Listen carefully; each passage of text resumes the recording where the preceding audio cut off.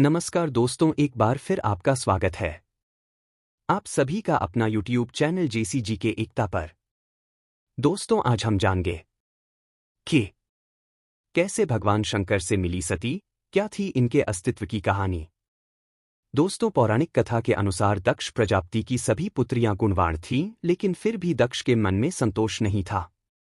वे चाहते थे उनके घर में एक ऐसी पुत्री का जन्म हो जो सर्वशक्ति संपन्न हो। इसी बात को विचार करने हुए उन्होंने पुत्री के लिए तप करना शुरू कर दिया।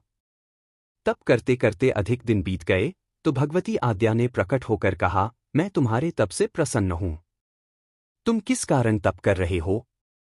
दक्ष ने तप करने का कारण बताया तो मां बोली, मैं स्वयं पुत्री रूप में तुम्हारे यहां जन्म धारण करूंगी और मेरा नाम सती होगा। दोस्तों, कुछ समय बाद भगवती आद्या ने सती रूप में दक्ष के यहां जन्म लिया। सती दक्ष की सभी पुत्रियों में सबसे अलौकिक थी।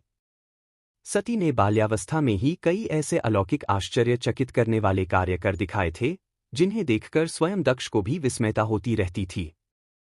लेकिन जब सती विवाह योग्य हो गई तो दक्ष को उनके लिए वर की चिंता होने लगी। उन्होंने ब्रह्मा जी से इस विषय में परामर्श किया। ब्रह्मा जी ने कहा, सती तो आद्या की अवतार हैं। आद्या आदि शक्ति और शिव आदि पुरुष हैं। अतः सती के विवाह के लिए शिव ही योग्य और उचित वर हैं। लेकिन दक्ष को शिव कुछ पसंद नहीं थे। उनका कहना था कि वे हमेशा गले में सांप और शेर की खाल पहने घूमते रहते हैं। लेकिन सती की जिद के कारण उनको मानना पड़ा।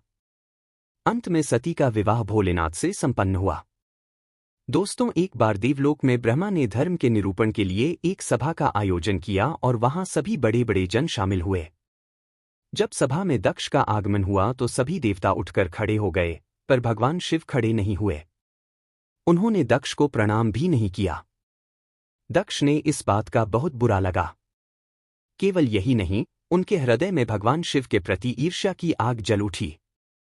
वे उनसे बदला लेने के लिए समय और अवसर की प्रतीक्षा करने लगे।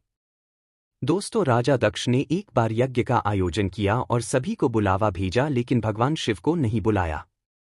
लेकिन माता सती का यज्ञ में जाना और अपनी बहनों से मिलने का बहुत मन हुआ। देवी ने भगवान से वहां जाने की आज्ञा मांगी, किंतु भगवान ने वहां जाने से मना किया कि अभी वहां जाना ठीक नहीं। लेकिन माता नहीं मानी और हठ करती रही। अंत में भगवान ने उन्हें जाने के लिए भेज दिया और साथ में अपना एक गण भी भेजा जिसका नाम वीरभद्र था। दोस्तों, जब सती अपने पीहर पहुंची तो राजा दक्ष ने उनसे उनके पति शिव के बारे में बहुत कटु और अपमानजनक शब्द कहे। लेकिन देवी सती काफी समय तक मौन रही। कुछ समय बाद सती ने यज्ञ मंडप में सभी देवताओं के तो भाग देखे, किंतु भगवान शिव का भाग नहीं देखा। वे भगवान शिव का भाग न देखकर अपने पिता से इसके बारे में पूछा तो दक्ष ने कहा कि मैं तुम्हारे पति शिव को देवता नहीं समझता। वह तो भूतों का स्वामी, नग्न रहने वाला और हड्डियों की माला धारण करने वाला है। वह देवताओं की पंक्ति में बैठने योग्य नहीं है। उसे कौन भाग देगा?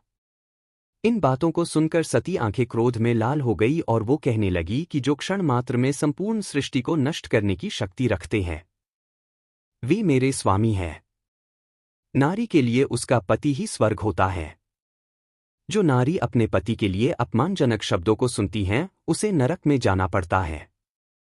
मैं अब एक क्षण भी जीवित रहना नहीं चाहती। सती अपने कथन को समाप्त करती हुई यज्ञ के कुंड में कूद पड़ी। जलती हुई आहुतियों के साथ उनका शरीर भी जलने लगा।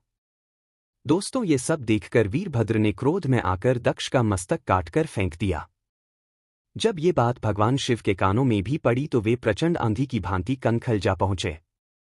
सती के जले हुए शरीर को देखकर भगवान शिव ने अपने आप को भूल गए। सती के प्रेम और उनकी भक्ति ने शंकर के मन को व्याकुल कर दिया। वे सती के प्रेम में खो गए, बेसुध हो गए। भगवान शिव ने सती के जले हुए शरीर को कंधे पर रख लिया। वे सभी दिशाओं में भ्रमण करने लगे। शिव और सती के इस अलौकिक प्रेम को देखकर पृथ्वी रुक गई, हवा रुक गई, जल का प्रवाह ठहर गया और देवताओं की सांसें भी रुक गई।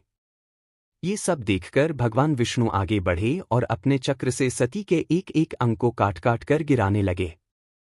ये सब होने के बाद भगवान शिव को कुछ होश आया और पुनः सृष्टि के सारे